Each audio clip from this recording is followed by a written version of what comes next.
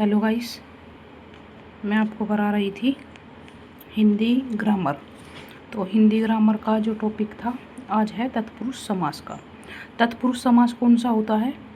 तत्पुरुष का अर्थ क्या है? तत् माने वह और पुरुष माने आदमी। वह आदमी मतलब क्या है कि वह दूसरा आदमी। दूसरा आदमी किस तरह से कहेंगे कि इस प्रकार तत्पुरुष शब्द अपना एक अच्छा उदाहरण है। कहने की क्या बात है कि इसी आधार पर इनका नाम यह पड़ा है। कहने की क्या बात है कि इसमें क्या होता है, जो सेकंड पद होता है ना, जैसे कि यहाँ पर है राजपुरुष, राजा का पुरुष, तो जो सेकंड पद होता है इसमें सेकंड पद जो होता है प्रधान होता है। और इसमें क्या होता है, कारक और विभक्ति का जो है लोप पाया जाता है। मतलब क्या होता है कि कारक और विभक्ति इसमें अटैच करके मिलती है। कारक और विभक्ति जहाँ अटैच करके होगी, जैसे कि राजा पुरुष, राजा का पुरुष, कर्ता ने कर्म को कर्ण के, इस तरह से ये क्या होता है, विभक्ति का होता है। राजा का पुरुष, ऋण मुक्त, ऋण से जो है मुक्त, ऋण से मुक्त। अब जो है अगर आए सेंस तो वहाँ पर क्या आ जाएगा, वहाँ कर्म कारक आ जाएगा। लेकिन क्या है, ऋण मुक्त, ऋण से मुक्त, ये क्या है, का से, ये क्या है, ये विभक्ति के, हमारी विभक्ति के जो है ये पहचान के हो जाते हैं। रहा खर्च, रा के लिए खर्च, वन वास, वन में वास करने वाला।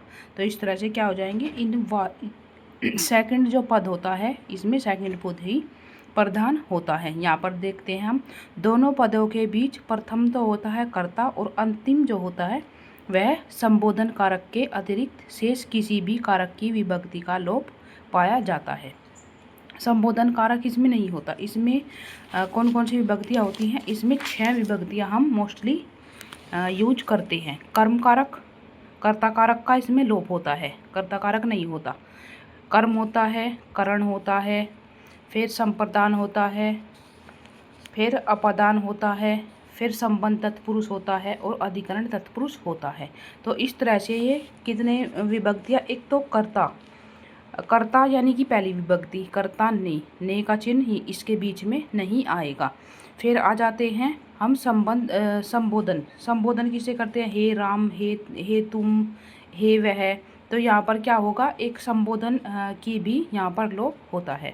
तो देखते हैं हम सेकंड वाला। सेकंड वाला कर्म तत्पुरुष आ जाएगा।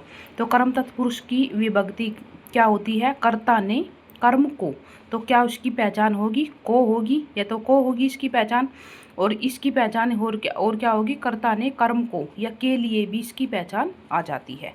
दो इसकी पहचान होती है कर्म को। यहाँ पर आप देख लेते हैं कर्म।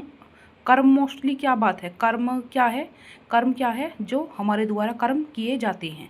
तो यहाँ पर देखते हैं हम, उदाहरण से हमको समझ में आएगा। जैसे कि ग्रंथकर्ता, ग्रंथकर्ता, तो इसकी सेंस से ही हम पहचान लेंगे कि ग्रंथकर्ता, कर्ता पर हमारा जो है जोर आ रहा है शब्द पर, तो सेकंड पद इसमें प्रधान हो गया और इसमें कर्म कर ग्रंथ कर्ता। तो ग्रंथकर्ता में क्या होगा, ग्रंथ करने वाला, ग्रंथ करने वाला यानी कि ग्रंथ को रचने वाला, इसके से यहाँ पर सेंस आ जाएगी। फिर स्वर्ग प्राप्त, तो स्वर्ग को प्राप्त यानी कि कौन है, स्वर्ग को प्राप्त करने वाला।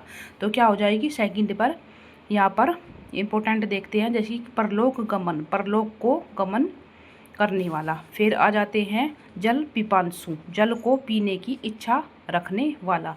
फिर आ जाते हैं हम ग्रहाग्रत, तो ग्रह को आगत यानी कि आया हुआ, ग्रह को यानी कि घर को आया हुआ। तो इसमें तो मोस्टली को का चिन्ह यहाँ पर दिया गया है, लेकिन कर्ता ने कर्म को और के लिए भी आता है कर्म। जब आप ने ये पढ़े थे, मैंने आपको पढ़ाए थे ये मतलब विभक्तियाँ पढ़ाई थी, तो विभक्तियों में मैंने आपको चिन्ह पढ़ाए थे, उसमें आप देख सकते हैं पहले वाली वीडियो में। फिर आ जाते हैं करण तत्पुरुष। तो करण तत्पुरुष में क्या होता है, इसमें विभक्ति का लोप पाया जाता है। मतलब कर्ता ने कर्म को और कर्ण के, कर्ण से, इस तरह से होगा, कर्ण से जो होता है इसकी पहचान होती है कर्ण से। जैसे कि हस्तलिखित, हाथों से लिखित, हाथों से लिखा हुआ। जैसे कि तुलसीकृत, तुलसीकृत और हस्तलिखित दोनों ही एग्जाम में आए हुए हैं। वज्रहत, वज्रहत भी आया हुआ है, वज्र से हत। और कर्ण तत्पुरुष का मतलब बहुत ज़्यादा एग्जाम्पल आते हैं। फिर आ जाते हैं मदांध, तो मद से अंधा, मद से अंधा व्यक्ति, इस तरह से आ जाएंगे। फिर आ जाते हैं मन गढ़ंत, तो मन से घड़ी हुई, मन से घड़ी हुई बातें, इस तरह से आ जाएंगे। फिर कपड़ छन, कपड़े से छना हुआ, तो से का यहाँ पर करण की क्या पहचान है, से करण की पहचान आ जाएगी। जैसे कि यहाँ पर देते हैं शोकाकुल, तो शोक से आकुल, शोक से आकुल यानी कि शोक में बहुत ज़्यादा भरा हुआ व्यक्ति। तो इसमें क्या है, फिर आ जाते हैं रेखाकित, रेखांकित, तो रेखा से अंकित। फिर आ जाते हैं जन्म रोगी, जन्म से रोगी। दई मारा, दई मारा, दई से मारा हुआ। तो ये कुछ इंपॉर्टेंट है, इनको आप देख लेना। फिर आ जाते हैं संप्रदान तत्पुरुष, तो संप्रदान तत्पुरुष में क्या आएगा, कर्ता ने कर्म को कर्ण से संप्रदान के लिए, संप्रदान के लिए, ये आपको विभक्तियाँ ये याद, विभक्तियों के जो पहचान है वे आपको रखनी है याद। संप्रदान का अर्थ कहाँ पर आता है, संप्रदान में आती है के लिए, जैसे कि देशभक्ति, देश के लिए भक्ति। जैसे कि कृष्णार्पण, कृष्ण के लिए अर्पण। जैसे कि क्रीड़ा क्षेत्र, क्रीड़ा के लिए क्षेत्र, क्रीड़ा के लिए मतलब खेलने के लिए। हथ कड़ी, हाथों के लिए कड़ी, ये भी आया हुआ है। मालगाड़ी, मालगाड़ी भी आया हुआ है, माल के लिए गाड़ी। और यहाँ पर आते हैं ठाकुर सुहाती, यानी कि ठाकुरों को सुहाती, ठाकुर की सुहाती, इस तरह आ जाएगा। फिर आ जाते हैं विद्यागृह, विद्या के लिए गृह, यानी कि कहते हैं पाठशाला। और मार्ग व्यय, मार्ग के लिए व्यय। युद्ध भूमि, युद्ध के लिए भूमि। डाक गाड़ी, डाक के लिए गाड़ी। इस तरह से संप्रदान में क्या होगा, के लिए की पहचान होगी। फिर आ जाते हैं अपादान तत्पुरुष पर, तो जिसमें अपादान विभक्ति कहाँ पर होगी, विभक्ति का तो लोप होगा लेकिन पहचान होगी। तो विभक्ति क्या होगी, पथ भ्रष्ट, पथ से भ्रष्ट। भय भीत, भय से भीत, यानी कि भय से मतलब डरा हुआ। तो अपादान कहाँ पर होगा, अपादान जो होता है वो अलग होने के अर्थ में आता है। कोई भी चीज़ मतलब किसी चीज़ से अलग हो जाती है। जैसे कि रेलगाड़ी से जो पैसेंजर हैं वो उतर रहे हैं, तो पैसेंजर उतर गए तो ये क्या हो गए, उससे अलग हो गए, तो क्या होगा वहाँ पर अपादान तत्पुरुष हो गया। पेड़ से पत्ते गिर रहे हैं, तो पेड़ से पत्ते क्या हुआ, टूटकर अलग हो गए, नीचे वे गिर गए। फिर आ गए पद च्युत, तो पद से च्युत। और ऋण मुक्त, ऋण से मुक्त, इस तरह से आ जाएंगी। कुछ और यहाँ पर एग्जाम्पल हैं, इनको भी आप एक बार से ज़रूर देख लेना। मैं सारे के सारे एग्जाम्पल आपको दिखा देती हूँ ताकि आप एक बार से इनको रिवाइज करके जो है दिमाग में रख सके।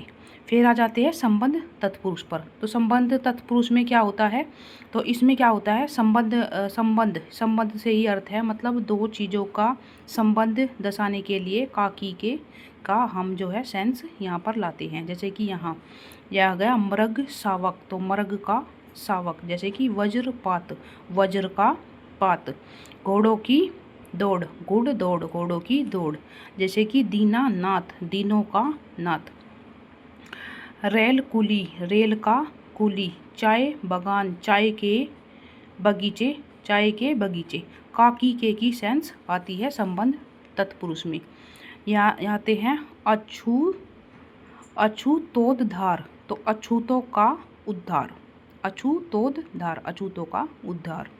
और यहाँ पाते हैं पराधीन, पराधीन भी और रामानुज भी ये आए हुए हैं, राम का अनुज। पराधीन, पर माने अन्य, किसी का, दूसरे के अधीन हो जाना, इस तरह से।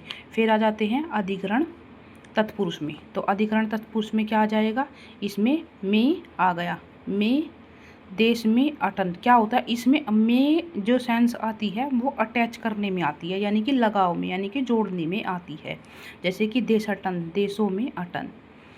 वनवास, वन में वास करने वाला, तो क्या हो गया, एक मतलब इसका वन में वास करने वाला, वन ही इसका घर हो गया। तो यहाँ पर जुड़ाव में करने में हो गया हमारा अधिकरण तत्पुरुष, और अलग करने में हो गया हमारा अपादान तत्पुरुष। और जो हमारा करण तत्पुरुष है वह देने में देने में, करण तत्पुरुष कह रही हूँ मैं, ये होगा संप्रदान तत्पुरुष। संप्रदान तत्पुरुष देने में और लेने में हमारा संप्रदान तत्पुरुष यूज होता है। जैसे कि शोक मगन, शोक में मगन, घर वास, घर में वास। इसके अलावा भी और मतलब कुछ शब्द जहाँ पर ज़्यादा ही हार्डली आती है हिंदी व्याकरण, तो वहाँ पर आ जाते हैं। जैसे कि न्याय तत्पुरुष पूछ लेते हैं, तो न्याय क्या होता है कि निषेध या अभाव के अर्थ में किसी शब्द के पूर्व यानी कि पहले में ए या अन का लगाने से जो समास बनता है उसे न्याय तत्पुरुष कहते हैं। एग्जाम्पल से समझते हैं इसको। जैसे कि अहित, अहित क्या हो गया, हित हो गया किसी का हित चाहना, और अहित किसी का हित न चाहना, तो न हित। ए धर्म, न धर्म। अब्राहम, न अब्राहम, मतलब ए का यहाँ पर ए और अन इसकी पहचान देखते हैं न्य, न्य ये, तो इसको आप ऐसे देख सकते हैं न ए न अन, ए न को जब हम पढ़ेंगे तो किस तरह से पढ़ा जाएगा ये न ए, तो इसमें क्या हो गए ए और न, इसको हम पढ़ सकते हैं। और ये हो गया तो ये न से बनता है, तो आप इसको थोड़ा सा मतलब ध्यान में रख सकते हैं इस तरह से। फिर आ जाते हैं हम ये इसके और भी कुछ मतलब जो है यहाँ पर ये समास विग्रह करके दिखाया गया है। अनुत्तीर्ण, अनुत्तीर्ण, अस्थिर, अस्थिर, तो यहाँ पर ये कुछ विग्रह करके दिखाए गए हैं। फिर इसके बाद आ जाते हैं हम अलूक तत्पुरुष पर। तो अलूक तत्पुरुष क्या आता है, जिस तत्पुरुष समास में पहले पद की विभक्ति का लोप नहीं होता उसे अलूक तत्पुरुष समास कहते हैं। कहने की क्या बात है, अब इसको देखते हैं। मन सिज, मन में मन सिज, तो एक अलग ही वर्ड आ गया, लेकिन क्या हो गया इसमें क्या है, पहले पद की विभक्ति का लोप नहीं हुआ है। इसमें क्या हुआ, मन में, मन में है जो भी कुछ है, मतलब पहले जो शब्द है उस पर जोर हुआ है, उसका लोप नहीं हुआ है, उसको मतलब छोटा नहीं समझा गया है, पहला जो शब्द है उस पर जोर दिया गया है। तो यहाँ पर अलूक तत्पुरुष आ जाएगा। मन में उत्पन्न, वाणी का पति, वाचस्पति, तो ये क्या है, थोड़े से ये संस्कृत के वर्ड आ जाते हैं और इनको हमको जो है एक बार थोड़ा ध्यान रखना है। ये वाच में से क्या आ जाता है, वाच में से बोलना, यानी कि वाणी हमारी। विश्व भर, विश्व को भरने वाला। युधिष्ठिर, युद्ध में स्थिर।